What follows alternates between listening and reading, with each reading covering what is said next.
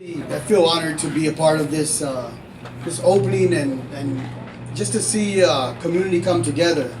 You know, when I was born and raised in Boyle Heights and in a place called Ramona Gardens. It's a housing projects in Boyle Heights, and you know, from the beginning, my twin brother and I were born into just a crazy lifestyle. My father had died a week before we were born of a heroin overdose. My mom was a major heroin user well into my adulthood, and you know, we just kind of all lived in the projects and with my aunts and uncles and grandma and cousins and all packed up in a house, and just chaos, man, just chaos. And you know, eventually you know, went through elementary school, and when I got into junior high school, about 8th grade, I just said, you know what, I'm gonna just get involved in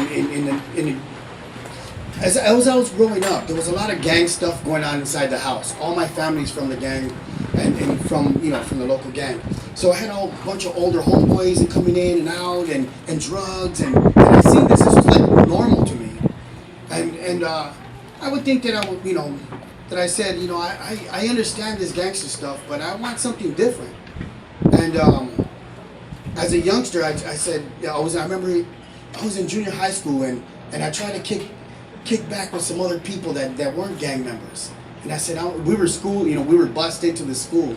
And I seen some guys that I recognized that weren't from the projects. And I said, I'm going to go and kick it with these guys.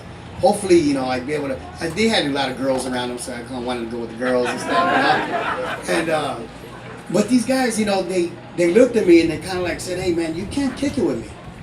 And I was like, what do you mean I can't kick it with you? Well, first off, you're a 7th grader. And you know, you're not, you know, you're from the projects, and I felt embarrassed. I felt like pushed out, and I said like, oh, maybe you're right. I felt hurt most of that I felt, but I said, you know what, I don't belong to nobody else. And walking away from them, I remember looking at my friends that had no idea what had just happened, and I remember him looking at me like, fuck, come here. And I remember I said to myself, this is it. This is who I belong to, this gang. And from now on, this is where I'm going to be loyal to. And so I got jumped into the gang and lived this crazy lifestyle of guys that were getting me ready for juvenile hall, because I was going to juvenile hall. And I was scared but kind of looking forward to it. And then I went through all that stuff and came out like a hero. You know, with the, I ate, you know, 3 meals a day, and so I grew real, you know, tall, and did my push-ups and got all buff, and you come out to the projects, and everybody's looking at you like, ooh, check you out, you know, and all the girls, like, ciao. And you know, but then you continue in this lifestyle, and then this lifestyle, it just graduates into more criminality. I became, you know, from a nickel and dime drug dealer to a little bit bigger drug dealer. And then I talked to my older homeboys, and they got me ready for the penitentiary. You know, they were like, "Hey, man, get ready, dog. You're gonna go to the joint, and this is what it's gonna be about." And they started giving me the rules and everything. So I was like, "Okay, man. You know, I could go to any prison in California." And what I'm about to say was like almost bragging, but it's so silly. I could go to any prison in California on any yard, and there would be a homeboy of mine there. And I'm supposed to be proud of that. And I was at the time. And so I did. I made myself into prison. I went in, and prison is not, you know, rehabilitation. It's really just a network of criminality. You know, I went in as a drug dealer that, you know, I was doing big things, but by the time I came out of prison, like I had the best prices and the best product. And I jumped right back into what I was doing. This cycle of incarceration and violence, it was just gonna keep going. I have sons.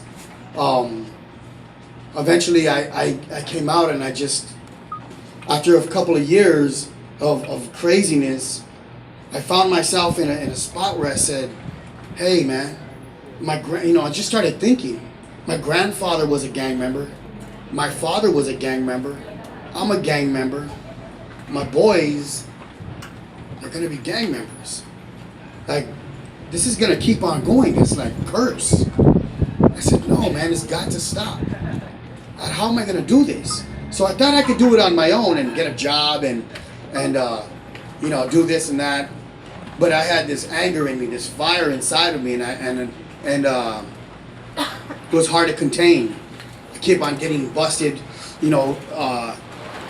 really just from violence and getting out and just really ready to go right back into prison.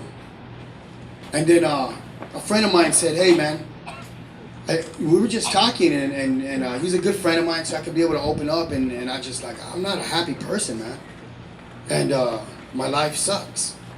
And he says, why don't you just go to Homeboy Industries? Father Greg Boyle will be there for you. And I remember Father Greg Boyle from Juvenile Hall.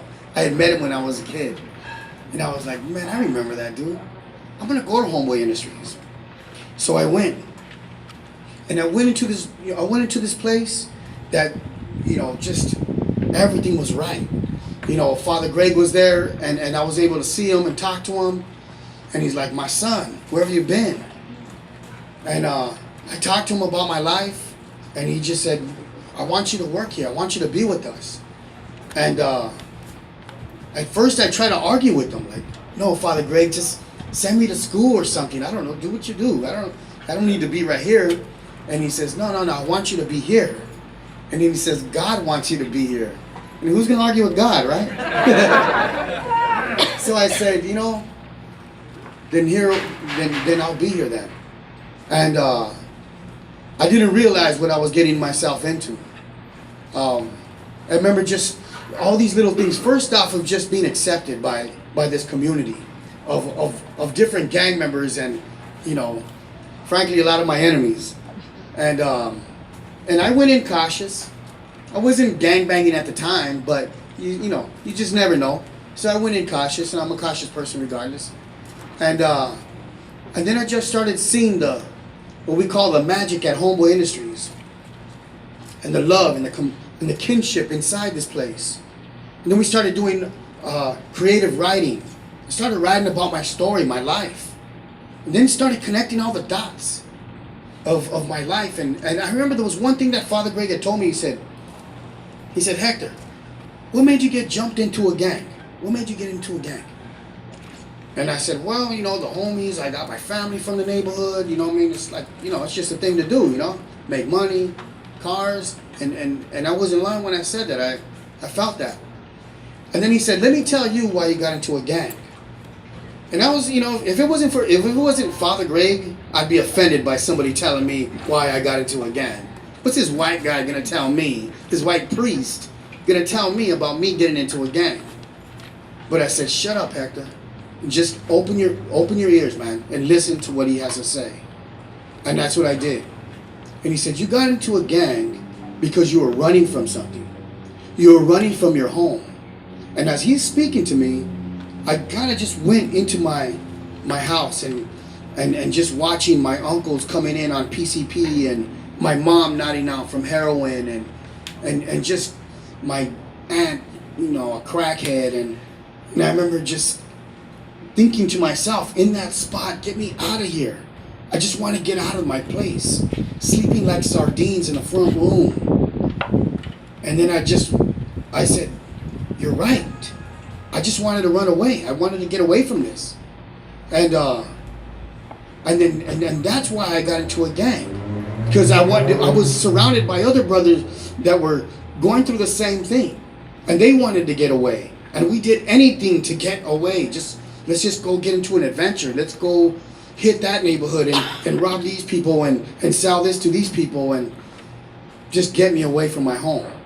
And then you think about the home. What's in the home? There's no love. There's no attention. There's nothing that a human being, there's no nourishment there. It made sense.